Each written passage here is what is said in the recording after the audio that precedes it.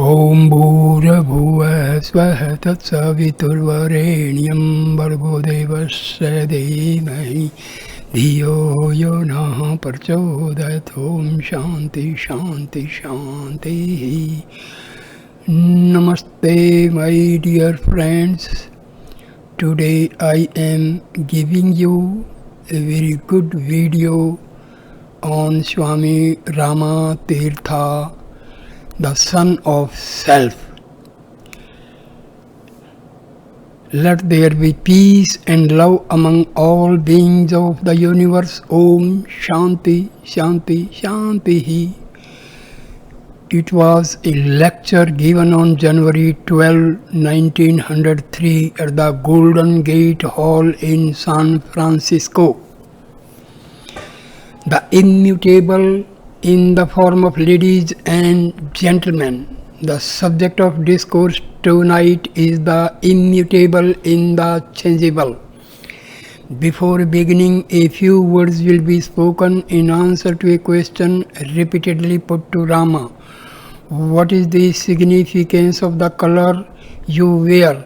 Why do Buddhists wear yellow clothes and Vedantin sadhus or Swamis wear flame-colored clothes?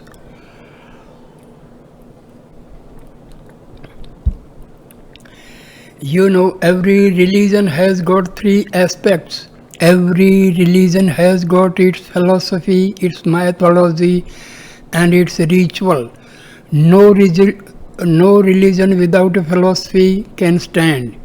In order that it may appeal to the learned, the wise, the reasoning class of people, it ought to have a philosophy, and in order that it may recommend itself to the people of sentimental emotions of emotional nature, it ought to have a mythology, and in order that it may appeal to the common folk, it ought to have a ritual. The color of the clothes has something to do with the ritual of the Vedantic religion. Why do the Christians wear the cross? That is the ritual. Why do the Christians put the cross at the top of their churches? That is the ritual. The Roman Catholics have an elaborate ritual. The Protestants have very little of it, but still they have a ritual. They also cannot do without it. So these colors are the ritual of the Vedantic religion. The red color, the flame color, has the same meaning to the Hindu as the cross to the Christian. What does the cross imply? It is a remembrance of the death of Christ, the love of Christ. Christ suffered his body to be crucified for the sake of the people. That is the meaning of the cross which the Christian wear. If you ask a Hindu to explain to you the meaning of the cross, he will explain it to you differently. He will say the teaching of Christ is take up the cross, take your cross and follow me. He does not say take up my cross. In the Bible, in the New Testament, Saint Paul or Christ had not to ask you to take up the cross of Christ, but they say take up your cross. That is the exact word. Take up your cross, and the meaning of that is crucify your flesh, crucify your carnality, your little self, crucify your own ego. That is the meaning of it. So the cross ought to be symbol of crucifying our selfish interest, our little ego, our little egotistical selfish ego. That is the meaning of the cross. Wearing the cross, whether you take it in this sense or some other sense, it depends on your will, but Vedanta always recommends you to take the cross in that sense, and in this sense does a Buddhist wear yellow clothes. Yellow is in India at least the color of the dead. The dead carcass has got a yellow color. The yellow robe or the yellow costume implies that the man who puts on these yellow clothes has crucified his body, has altogether discarded his flesh, risen above carnality, is beyond all selfish motives.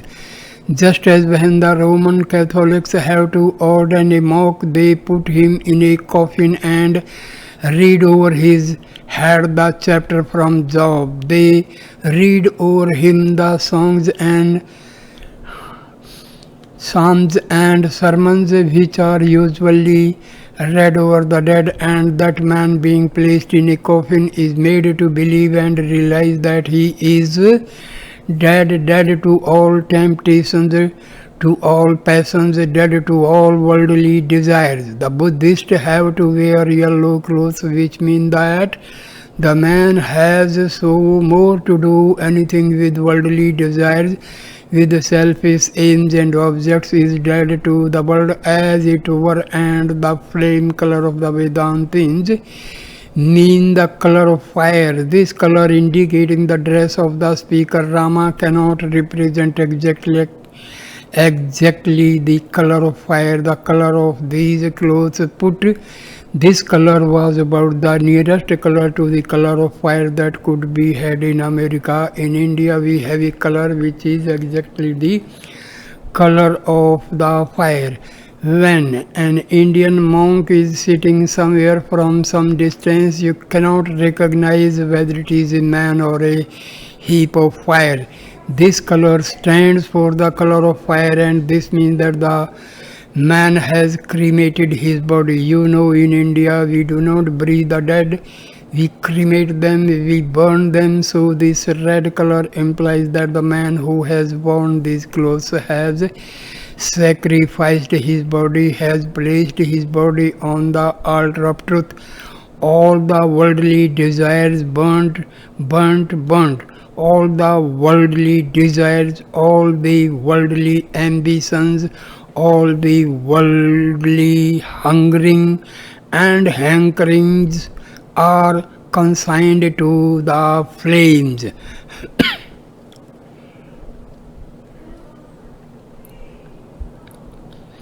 The color of the cross is also red. The blood of Christ is also red. Christians also want something red. This is also red, and it has the double meaning of being blood as well as fire, but it has another significance too. Yellow also could express the idea of the death of the body, of the death of the carnality, but Vedantis do not wear yellow robes, they wear red robes of the color of fire. That means that it is death from one standpoint and life from another. You know, fire has life, fire sustains life, fire has energy, fire has power. The red robes imply that all the lower desires, all the selfish propensities, all the little ambitions have been consigned to fire, have been put to death. But on the other hand, there has sprung out of them life, fire, energy, power. That red robe has a double meaning. It has the meaning of the death of carnality and also the meaning of the life of the spirit. Be not afraid. Be not afraid. Vedanta preaches the baptism of fire instead of the baptism of water. It preaches the baptism of flame, the baptism of power, energy. Oh, be not afraid that this is fire and it will consume us. You read the Bible too. He who would save his life must lose it. Lose this power, life, and you will save the real life. That is the principle. Oh, people in this world, what a great havoc do they make of their lives. Their worldly life, they make a life of imprisonment, a life of death, a life of hell. You will excuse Rama, that is the truth. On their breast, on their bosoms lies the mighty Himalayas of grief and anxiety, a mighty mountain of grief and anxiety. We should not say Himalayas. The Himalayas is all power and grandeur. We will say a mighty mountain of grief and anxiety.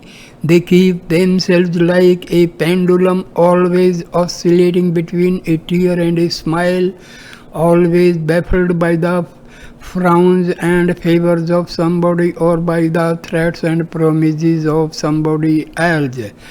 By their imagination, they always create around themselves a prison, a dungeon, a hell. Vedanta requires you to get rid of this lower nature, this ignorance. Burn this ignorance, burn this lower egoism, burn this lower selfish nature which makes a hell of your body, and let in the fire of knowledge. Knowledge is always represented as fire by the Hindus.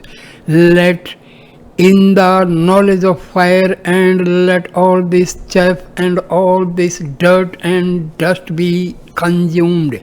Come out as all ablaze, as all fire, heavenly fire. That is the meaning of the color. Somebody asked Rama, why do you attract attention? Well, Rama told him, brother, please see yourself if there be any harm in these clothes. He said he could not find any harm in them, but that others did.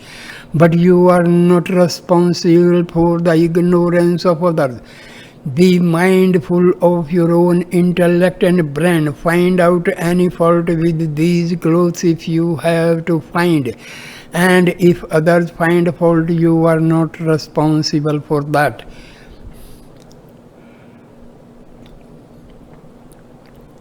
The greatest sadhu, the greatest Indian monk, the greatest Swami in this world is the sun, the rising sun. The rising sun comes to you every day, dressed in the apparel, in the costume of a Vedantic monk. In tonight's discourse, this sun will represent to you the immutable with reference to the changeable bodies. We shall take the sun, the Swami, the Sadhu, the red apparelled sun, symbol of the true Atma and real self, which is unchangeable, which is immutable, the same today, yesterday and forever. With reference to the sun, we shall point out the changeable, the variable things which stand for the changeable bodies in man. Man has got the changeable things in him, and there is in man the immutable, the unchangeable and eternal real Atma. The real Atma is like the sun, and the changeable elements are the three bodies, the gross body, the subtle body and the seed body. These are names that Rama gives to these bodies. In Sanskrit they are Sthula, Sukshma and Karana Srira, and Rama translates them as the gross body, the subtle body and seed body. These three bodies, the seed body, the subtle body and the gross body, are the changeable elements. These are not the self but the non-self. These are variable, fickle. These are not yourself. Yourself is the immutable, the unchangeable. This is to be shown. In order to give you a clear idea of three bodies and the true Atma, we shall resort to an illustration. You will kindly attend very carefully. Tonight there will be talked to you no logic, no great argumentation. Tonight the proposition of man as proved by the Hindus will be made clear to you. It will be clearly enunciated so that you may at once comprehend it, and afterwards, if time be, we shall enter into philosophy and reason out every side of the question. Before bringing out logic to bear upon a theme, we ought to understand what the proposition is. So tonight, the understanding of the proposition, there will be as if it were a proof by themselves, as Pope puts it. Virtue is a fairy of such beauteous mien as to be loved needs only to be seen. So the truth has such a glorious beauty that in order that it may enter deep into your hearts, it is necessary only to see it clearly. The sun requires no other proof of its existence. To see the sun is to prove the sun. Everything that be is seen in some outside light, but light itself does not require some other light in order that it may be visible. Tonight, the proposition is simply to be laid before you without any arguments and without any logic so called. Now we come to the illustration.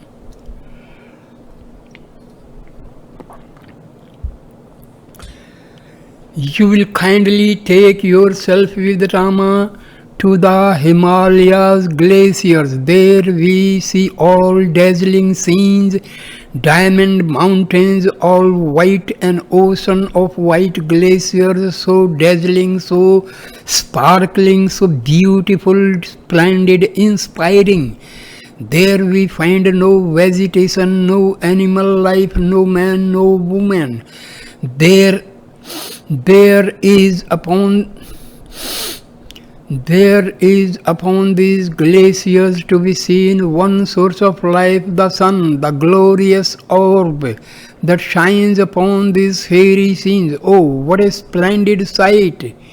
Sometimes the light of the sun, sifted through the clouds, falls upon the land, makes the whole landscape blaze up in the color of fire, makes the whole scene assume the Swami's garb, converts the whole scene into a sadhu, an Indian monk.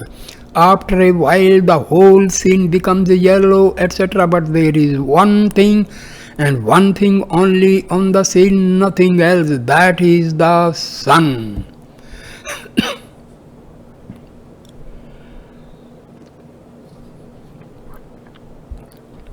Now you observe that in these glaciers there are the greatest rivers of Hindustan concealed, latent. All the big rivers of India emanate and flow out from these glaciers. Here in these glaciers is the source or the seed body of the river. You will kindly come down with Rama to the second stage of the river life.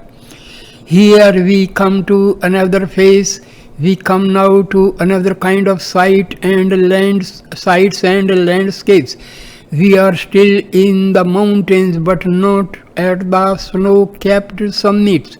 Lower down we are. Here for miles and miles, for dozens and scores of miles, we have magnificent roses covering every spot, and the whole air fragrant, redolent with the sweet, delicious scene of the roses.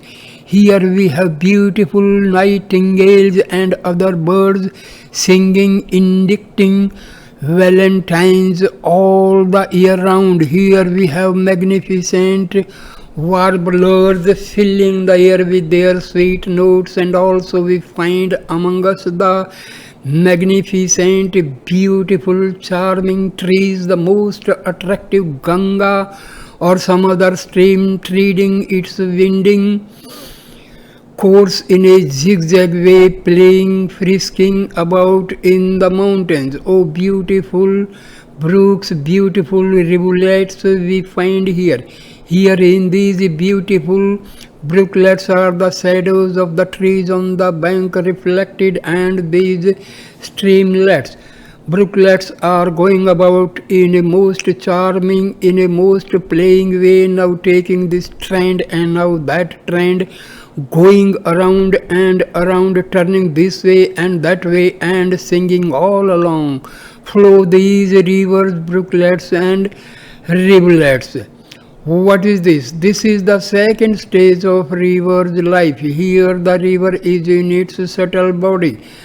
This rivulet or brooklet form the river in the subtle body of the river. So to say, this subtle body emanated from the seed body of the river. It came from the seed body of the river. You know, upon the seed body of the river was the sun shining, and through the action of the sun's heat and light upon the seed body of the river came out the subtle body of the river. This is the subtle body. It is very fickle, vague, meandering, zigzag. It is now jumping down and taking long leaps in hot haste and in a great flurry. Then it subsides into a lake or a calm. It is very vague, fickle, changing. Let us descend a little to the plains. Now in the plains we have different scenes. The same water, the same river we saw present in the seed form upon the snow-capped glaciers, and which adopted a most fantastic and most poetic aspect in its subtle form lower down on the mountains. The same waters, the same river now become a muddy stream upon the plains. In the plains, the same river, the same Ganga becomes a mighty stream. It has undergone a great change.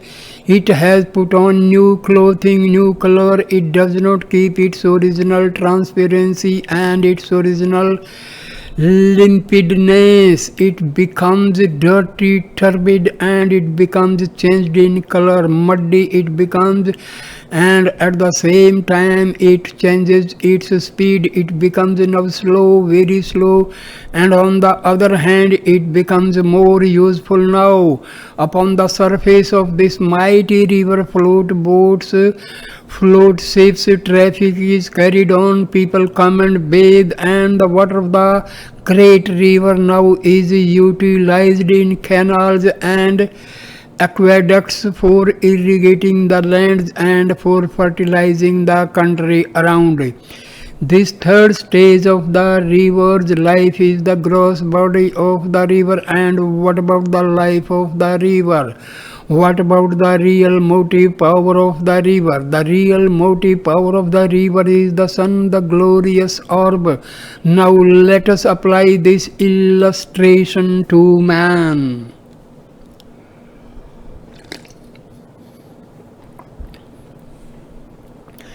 Where are your three bodies, and how are they related to one another and to the real self, your true self, or the Atma?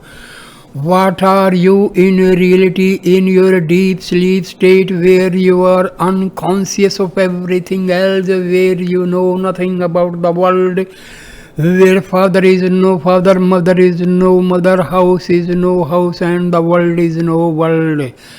Where there is ignorance and nothing but ignorance, where there is a state of chaos, a state of death, a state of annihilation, so to say, a stage of nothingness. There Vedanta says, in that state which you have never examined, which most of you have never examined, in that state we have the seed body of man, lying prostrate and flat beneath the true self or Atma of man. There we have the true self, like the sun shining over the glaciers, man's life being compared to the river's life. You will kindly attend most carefully. Here is the something very subtle going to be stated. It was said the other day, but the occasion requires that it should be repeated. In your deep sleep state, this world is not present, nor it is present in the dreamland. There is only dreamlessness. When you wake up, you say that in that deep sleep state is present nothing, nothing, nothing. Vedanta says indeed in that deep sleep state is present nothing, but you know, as Hegel has clearly shown, the Hindus have anticipated Hegel, that German philosopher, and have proved that this nothing is something, that this nothing is also the seed body, this nothing which you describe in your wakeful state as nothing. This is the seed body, this is the glacier of your life, as the Bible puts it, that out of nothing was something created by God. So the Hindus have also shown that out of this seed body which you described as nothing, after waking up, out of this seed body which you described as nothing, out of this seed body or nothing, there springs forth or comes out the whole world. If philosophers come out and say that out of nothing something can never come out, Vedanta says that this which we have called nothing is in reality not nothing. It is called nothing by you only when you wake up. You know, the same world we can interpret in any way we like. This is not in reality nothing. It is the seed body. This is like the glaciers. Now you will say, well, we have understood that out of that deep sleep which we described and nothing, something comes out, and that apparent nothing is the seed body. But realize the sun within, realize God within, realize Atma which creates out of this glacier of the seed body this whole universe. Realize that sun or God or Atma. You will ask what this means. Listen please.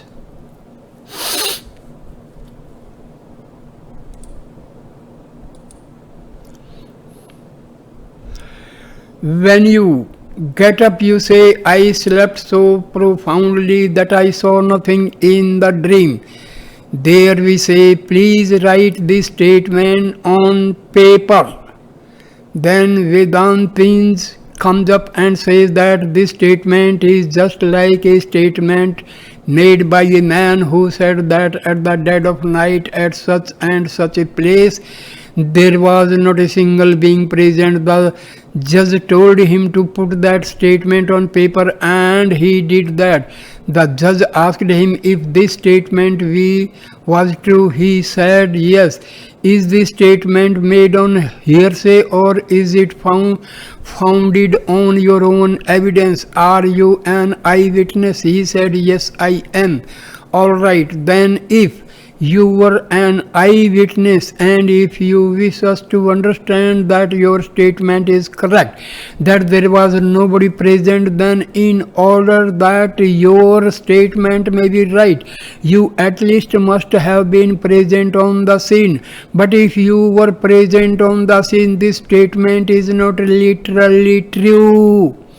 Literally, the statement is not true, because you being a human being, you were present. At least one human being was present on the scene. Thus the statement that nobody was present, that there was not a single human being present on the scene, is false. That is a contradictory statement. In order that it may be true as you wish us to understand it to be true, it must be wrong. It must be wrong because at least one human being must have been present on the scene. Similarly, when we make this statement after waking up, oh sir, I slept profoundly and I enjoyed such deep slumbers and nothing was present on the scene. Rama says, sir, you were present. If you had been asleep, if you If your true self, the real Atma and the real Sun, the real Orb, the real God had been asleep, then who would have borne a witness to the nothingness of the deep sleep or chaos of the dream? As you bore witness to the nothingness of the deep sleep or chaos of the dream, you must have been present there. Thus, in your deep sleep state, Vedanta says that there are two things at least to be seen: the nothingness, which is like the glaciers or like the seed body, and the witness light, the sun, the glorious Atma, the resplendent self or God, which is witnessing all that and shining even upon the desolation of the deep sleep state. There, that true self is the sun immutable, and that nothingness of the deep sleep state is the seed body, which is changeable, mutable, alterable and fickle. Why is it changeable and fickle? Because when you come down to the dreamland, when you fall down into the dreaming state, that nothingness is gone. That nothingness is no more. If that chaos or nothing of the deep sleep state had been your real self, it would have lasted forever, but it changes. When you descend into the dreamland, the very capability of changing implies that it is not real. That seed body is not real. You will be astonished. You will say how this phenomenal world of ours did emanate from that nothing.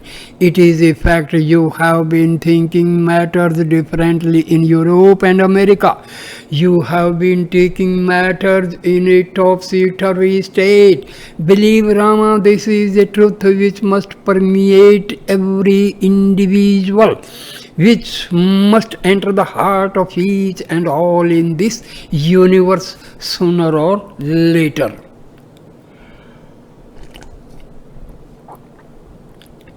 Here people are accustomed to take things from the bottom to the top. They want to make rivers flow uphill the unnatural course, and so you will be astonished at the statement just now made by Rama, that out of that nothingness of your deep sleep state comes out your dreamland experience. You will be astonished, but just examine, just reflect.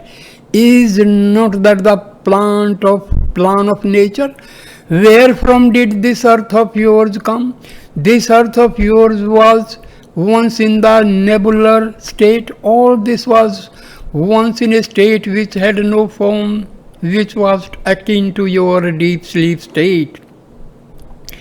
It was in the nebular state, it was in a chaotic state. Out of these chaotic states have sprung up by slow degrees your vegetable kingdom, animal kingdom and man. Vedanta tells you that what you find in the whole of nature, what you find true from the physical standpoint, the same is true from the metaphysical standpoint. If this whole world springs from chaos or nothing, so to say, your dreamland and wakefulness state also sprang from that deep sleep state or chaotic state, the state of nothingness. Your wakeful and dreaming states sprang from that. Just so it is found in the life of every man. When a baby, he is in a state most resembling the state of nothingness, as it were. Out of that state, by slow degrees, he comes into the other state which you call higher, through higher and lower are relative, though higher and lower are relative terms. What is the rule in the whole universe is the rule with the ordinary life of every man. Out of the deep sleep state springs this dreaming state. People want to explain the dreaming state as dependent on the wakeful state. You will be astonished when Vedanta puts matter to you in their true light and shows that all the European philosophers, all your Hegels and Kants cannot explain thoroughly the phenomenon of dreams. We have no time tonight to dwell upon the subject, but this will be proved to you either in a lecture or in a book form. We come to the dream state. In the dreamland, we come as it were from the glaciers to the lower mountains. You are still on the mountains asleep. Here the subtle body, the dreaming self, finds itself in a fantastic land, in a poetic region. The dreaming self of yours is now a bird, is now a king. Immediately it becomes a beggar. It is now a man who has lost his way on the Himalayan mountains, and then it becomes the citizen of a big city like London. It is now in this city, and then in that city. How changeable! Just as the streams in the mountains are changeable, meandering, fickle, taking different turns every now and then, such is the state of your dreaming self. In your dreaming state, you are quick about everything, just as the streams are so quick then in the mountains. The rivulets, the brooklets are so quick and so rapid, so gushing and so playful. So is your dreaming self too playful and rapid. You live in a land of imagination. There the dead becomes alive, and those people who are living you find sometimes dead. Strange land, the land of fantasy and the land of poetry.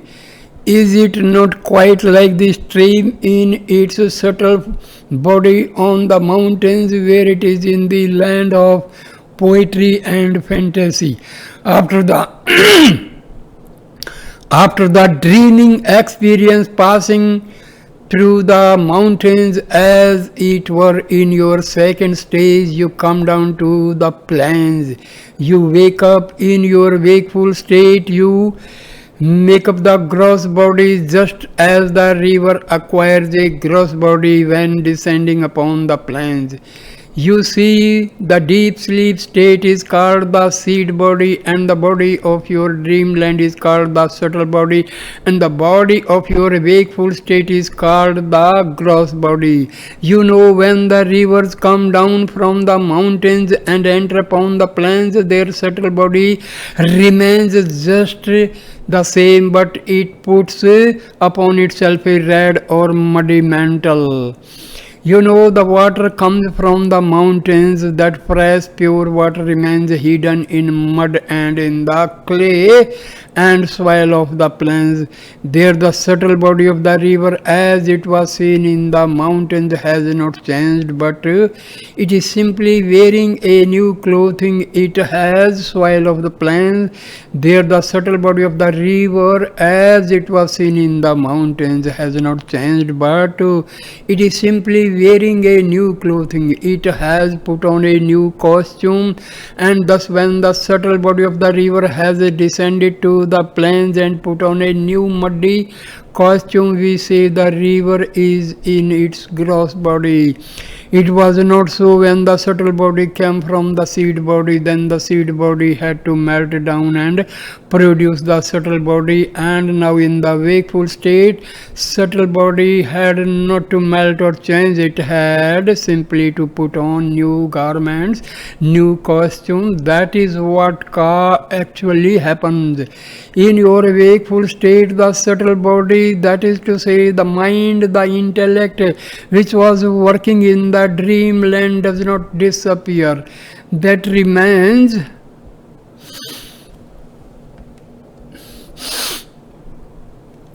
the same, but these material elements, material head and material all that, these are put on as it were like costumes.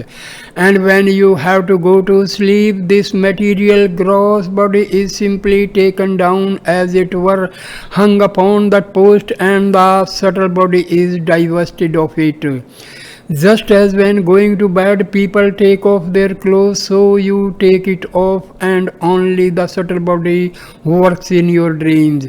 Now, what is this subtle body? It will be shown that is also material. The relation of the subtle body to the gross and the gross to the subtle will be pointed out. The rivers in the winter season. The winter season is like the night usually put off their gross body, strip themselves of their gross body, and keep only the subtle body with them. That is, in this winter season, rivers are reduced in size, and the mud and clay and the red muddy vesture that they have put off, they go to sleep, as it were. Just as the rivers put off their gross body and keep subtle body only, similarly every day when you go to bed at night, your winter, you put off the gross body and keep only the subtle body. But the sun which was shining upon the seed body, the same sun shines equally upon the subtle body of the river, and the same sun which shines upon the seed body and subtle body of the river shines equally upon the gross body of the river. So dear friend, now I end this video here and will continue this lecture topic in the second video. So thanks my dear friend for watching this video with patience. Please like, comment and share the video and subscribe the channel. Thanks you later. Namaskar, namaskar, namaskar my